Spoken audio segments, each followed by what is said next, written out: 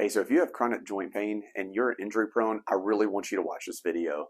So we're continuing with our movement series today, our optimal movement series, where we're talking about different aspects or different principles to promote healthy movement. And the topic that we're still talking about, and we did it on last video, and we're going to do it over the next few, is called GOATA movement. So once again, if you've never heard of GOATA movement, GOATA movement, go to the website, just read up on it. Basically, what GOATA did is they looked at like the human body and like what's the blueprint for proper movement and optimal movement.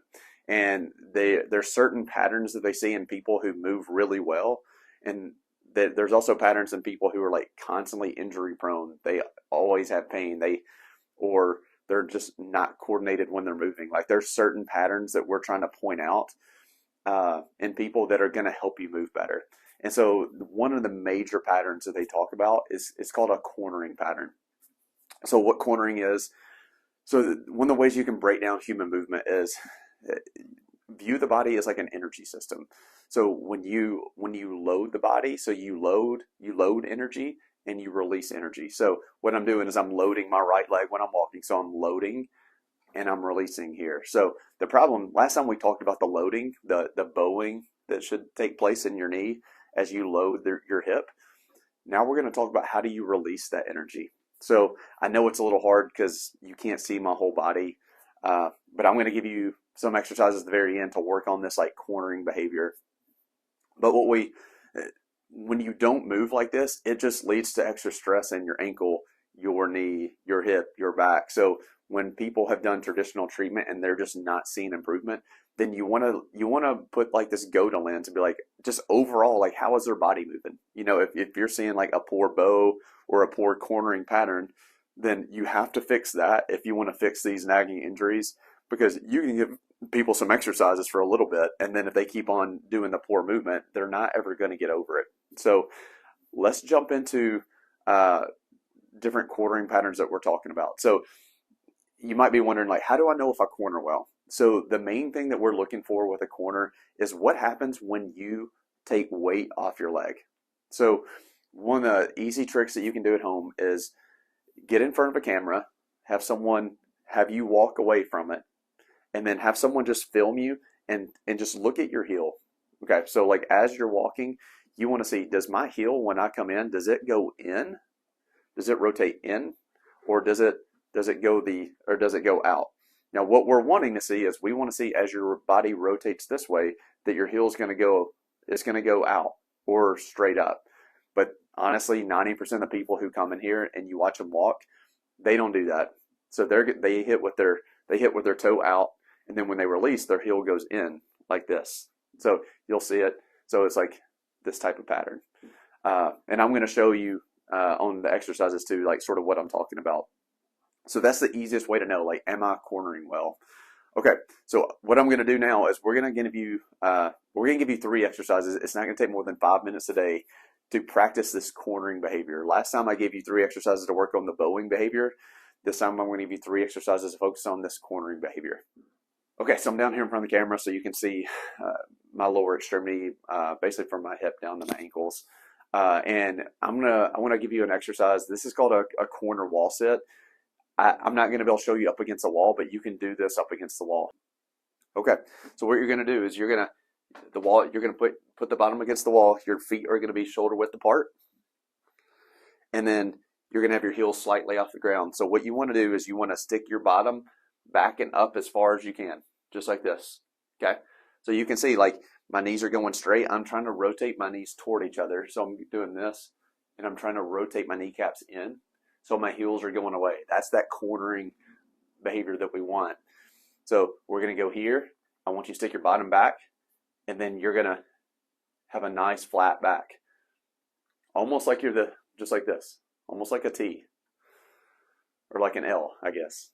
So you're going back, and you're just going to hold it for a minute. So we really want to work on like getting your bottom behind your rib cage to use these big muscles here.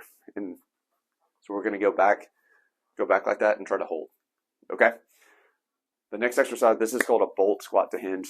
So basically we're going to go from that bowing behavior to the cornering behavior. So we're working on that transition of knowing how to go from the bow into the corner. So this is called a bolt squat to hinge. Okay, so this is called a bolt squat to hinge. So what we're gonna do is we're gonna be in a deep squat. Your feet are fist width apart. My knees are coming out, my heels are off the ground. Okay, so I'm coming up like this. I'm gonna place my hands on the ground. And then from here, what I'm doing is I'm gonna try to lift my bottom up to the ceiling. Like this. And then I go back down. So I go back into my squat, and then as I come up, and you can see from the side here, so I'm here, and I'm trying to take my tail all the way up to the ceiling. Okay? My heels are still elevated. I'm trying to rotate my knees together. So I'm going here, and then coming up like that. Just like that. So coming up. Okay, so this is one of those, for me, I feel it I feel it a lot in my hamstrings. But what we're trying to do is we're trying to make sure your hips can spin out, but they can also spin in. Because if your hips are really tight, which we see that a lot in the clinic, you have to be able to rotate them both ways. Okay, so with this one, you're working on both in that flow between the two, the hip rotating out and the hip rotating in. And it's promoting that cornering behavior that we're looking for. So we're going to do the last exercise here. This is called a single leg bow to corner. So as you can see, these are getting tougher and tougher as we do it, which is the point. So we want to make the first one pretty easy. The second one's a little bit more difficult. The third one, this is for the people who, if you're really struggling with the first two, I probably wouldn't even get to this one. But this is for people who are like, these are pretty easy so far. I need a little bit more of a challenge. So what we're going to do is we're going to get into this single leg position like this. So I'm going to go down so you can see my legs just like this. Okay, so we're going here. Okay, so I'm my foot straight. You see my knee slightly out. My back leg is turned in like this. So what we're doing is I'm going to do this out in the middle of the room, but you can do this where my hand's like holding a wall right in front. So we're going to go to the single leg bow that we're doing here, and then we're going to come up like that. Okay, so we're going in. And then as I come through, I'm really pivoting through this leg. So I'm cornering on this leg right here. So I'm coming up and coming like that. So down like that. So for the people who play sports, what you're going to notice is this cornering behavior. I was a baseball player, so one of the things, I'm a baseball player and a golfer. You have to be able to corner when you're playing a sport where you're loading weight onto one side and then you're transferring into another. Tennis, baseball, all those sports where you're loading and releasing.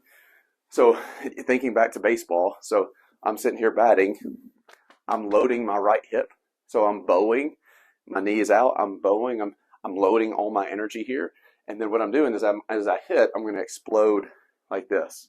I'm driving my hip through, and that's what gives people the power. So, but the thing is, if you're not playing the sport, this is what we're doing, is that's what you're doing when you walk. But a lot of people just don't understand how to do that. So they have to retrain that behavior. So for 5 minutes a day, I want you to try going through those 3 exercises. They shouldn't take you more than 1 minute to go through one round. Do it 2 or 3 times through. So for 5 minutes, and just see if you can work on that cornering behavior. And after a few weeks, have someone watch you walk again and see if your heel is still coming in, because you really want to think about when you're letting weight off your foot, that your heel is going away. So one of the things that we're going to focus on next time is we're going to focus on getting our tail behind us. This is a really big problem, but we got to work on like engaging the big muscles so we don't have a lot of, I see a lot of people with back pain from this. So really important concept. Tune in for the next video, and we're going to be talking about back chain dominance.